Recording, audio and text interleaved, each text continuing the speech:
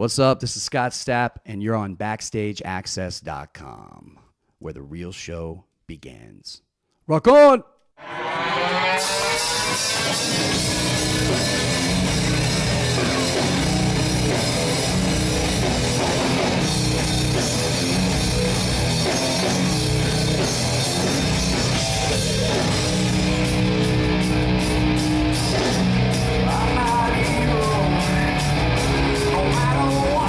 BackstageAxxess.com. Gus here, and we're here with one of the greatest singers to come out of the 1990s. Obviously, still a great singer today after I just heard his sound check. You haven't lost anything. Thanks, man. How you doing? Good. Here with Scott Stapp, and you guys probably out there probably remember Scott from a little band out of the 90s called Creed. Maybe the biggest band out of the 1990s. Here in town at the lovely Bears Den, maybe probably in my opinion, the best place to see a show in this area. And after you just got off the stage seeing it, your opinion of the venue. I love it. I love the way the stage is set up and how the bleachers kind of go around the seats.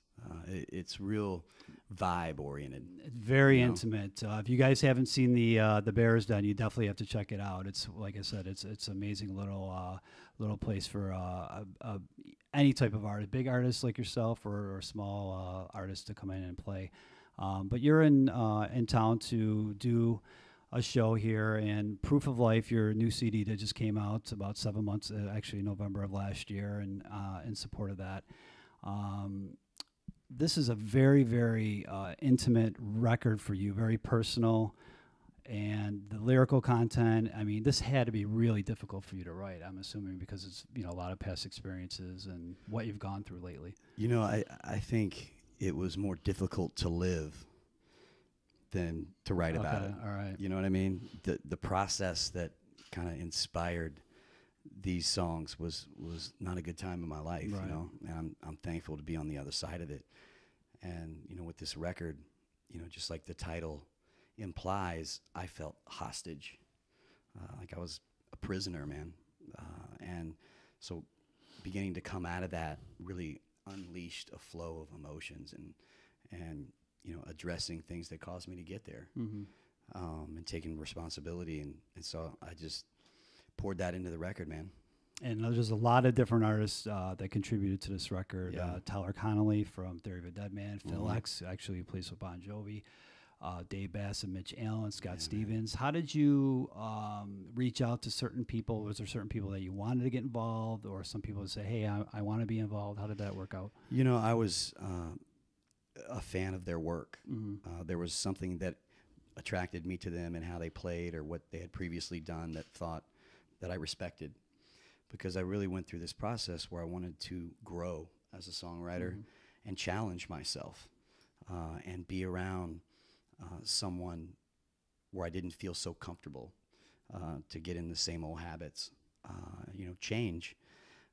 And Howard Benson, I love him, but he's kind of a mad scientist. I was getting into that. So I think when he heard that and we started talking about it, he really outlined a path for me to write this record, where I was in a new situation every day with somebody new, someone that I wanted to work with and respected, but always new environment, always new situation. And so it was facing uncomfortable feelings. And the awesome thing about all these artists is we just connected as artists. It wasn't a competition. It wasn't, you know what I'm saying? Right. And you that's think maybe even working, doing all these different things each day, as you said, it was a new challenge. Yeah. You think that brought the best out in you? Because hearing the record really is a great record. Absolutely. And then of course Howard too challenged me to keep it simple, and not over explain or leave too many things open for interpretation. And so we didn't second guess a lot of the emotions and the feelings and then the initial musical expressions. We just kind of let them be. And Howard Benson out there, in case people didn't know, producer who's produced pretty much everybody from you guys to Hailstorm. Everybody's been involved with.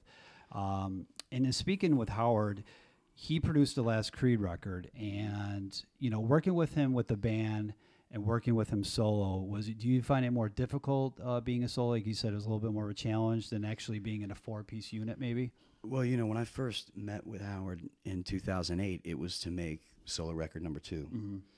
And then situations arose, and I reconnected with my buddies, and we made a Creed record and decided to use Howard. And I was fortunate to have already a little bit of a relationship with him. And so in working with him as a band, yes, his time is more split off. Right. But as a solo artist, I got to, you know, it was one-on-one and every day just challenging each other. And it was definitely, I came out of the project a better artist. And talking about how you were saying earlier about, you know, living the actual it was a little bit, obviously a lot more difficult than actually writing about it. But talking about the first single, Slow Suicide, and the actual video for itself, and, you know, it's very, very powerful. And, you know, the video obviously shows that. Was that a choice that you wanted to do and say, I really want this single to be the first to kind of show what the record's about? I definitely think that we wanted something that was going to garner some attention, that, you know, represented a reality and something that was authentic about the record, but, you know, may catch someone off guard or just have some kind of impact. And, you know, with the video, I also wanted it to be reality. I wanted it to represent the realities of some of the dark times in my life and how that was slow suicide. And, you know, some days it could have been suicide, you know, because I was making decisions that had bad, you know, terrible consequences with alcohol and drugs. And so, you know, I felt as part of me overcoming that and just being transparent and honest, that song represented kind of a confession from me that, you know, I'm not going to pretend, but here's where I am now. Right. And let's just get this out of the way. You know what I mean? And there's a message. Obviously, you watch the video, it shows, you know, all the trials and tribulations, but at the end, it's kind of like, if you have an issue, please reach out for help. And speaking about going into the into that a little bit in talking about one of your mishaps, that people out there, if they read that, they kind of see that a rapper kind of actually came to your rescue a little bit, and they probably went guess that rapper T.I. in Miami. And tell us about the experience you had regarding that. I tell you, it's so crazy. Like you'd be like, there's no way that happened. You know, like, you got to be making stuff. You can laugh up. about it now, obviously. You know, South Beach, a lot of people who are in the entertainment and public eye are down there quite a bit. And, you know, I was on a binge and had an accident messing around on the balcony of the penthouse floor. And of what hotel? The Delano Hotel in South Beach. And fortunately landed on a ledge about 40 feet down. Or I definitely would have surely died. And, you know, I had a broken hip and some other injuries, and T.I., you know, walked out on his balcony, right place, right time. So, you know, but it was the beginning of, you know, coming to terms with and being where I am now, you know. And in 2012, you kind of wrote about a lot of these experiences in Sinner's Creed. And but most artists actually, when they have a career, they kind of pen their, you know, their life story to paper a lot later in life, you know, in their 50s or 60s or whatever have you. But you kind of did it earlier. And was that the right time, you think, to do that, you know? Yeah, you know, it was for me. Okay. It was because of how it started and then what releasing it to the public meant in my life. You know, it started out where I was just, you know, in rehab, man, alone, facing the consequences of, you know, using and drinking and how that had affected my life, and was at a place of real humility and desperation. And a counselor suggested that I, you know, hey man, start the day you were born. and get it all out, make sense of it. And then when you're done, you can read it to me, and then we'll, burn it. Well, after going through that process, over time, I talked with my wife and shared some of it with her, and she encouraged me to put it out. And then as I learned how I could, the process of recovery and addiction, and getting your life back after trauma or, a dark period, is in helping others with the same issue. You help yourself. It doesn't mean that you're healed. It doesn't mean that you're never going to make a mistake or that you're never going to slip back into those behaviors. But, we live one day at a time. And so in a regard, it was part of me exposing it and saying, help me be accountable. I'm not going to pretend. And then others come to me. And as I'm able to share my story and how I've gotten and made it through today so far, that helps them and it helps me. Now we're going to switch subjects and get off a little bit and try to lighten the mood a little bit. This is a very, very serious interview, but let's talk about sports a little bit and your relationship with baseball. And you actually wrote a song for the Florida Marlins, and I think it's kind of cool. So tell the fans out there, how you got involved with doing that, and if are you a really big sports fan? Or I love sports and have my whole life. And living in South Florida, we have the Dolphins and the Miami Marlins. And, I was asked to do a song for them and reworked one of my tunes and, thought it was a pretty good trade for making that relationship with them and being able to go to games and get my family taken care of. And it was a good situation, but also just being involved with Major League Baseball.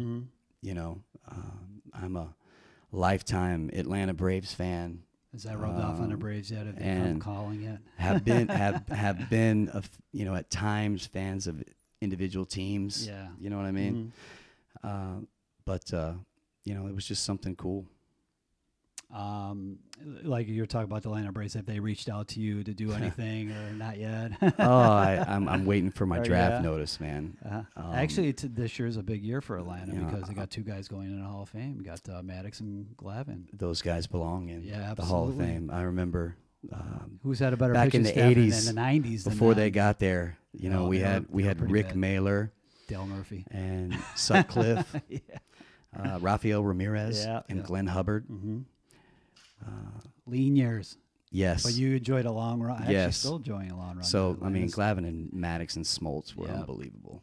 So, love the Braves. See, I am a fan. You wouldn't see a better pitching staff than those guys in the 90s, that's for sure. They're amazing. You were working on some Creed material with the guys a couple years back, and then it kind of got scrapped for some reason, and the guys decided to do Alter Bridge, and what we mean is the other three guys in Creed. So, and I don't want to pinpoint anybody in the band, but what happened there, and what's your relationship with any of the guys today? Is there an open line of communication? Absolutely. Or okay, we have no problems communicating our thoughts and opinions to each other. That's your family, your brothers, and so. During that process, we just got to a point where, we can write songs. Yes, we even like them. It's like putting on an old baseball glove, and there's obvious chemistry. Our hearts just weren't into it. We were being pulled in different directions. I think, and our success and what the fans gave us back in the day, I guess, gave us the ability to have choices. Yeah.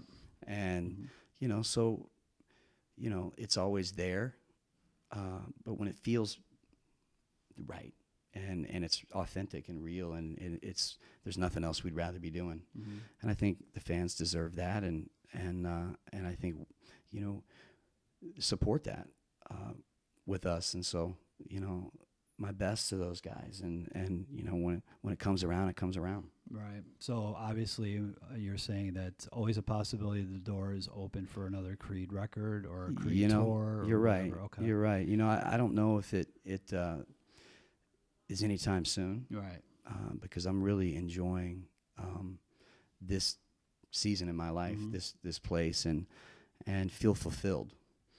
And so I don't want the fans to get their hopes up for any time soon, but you know, won't close the door.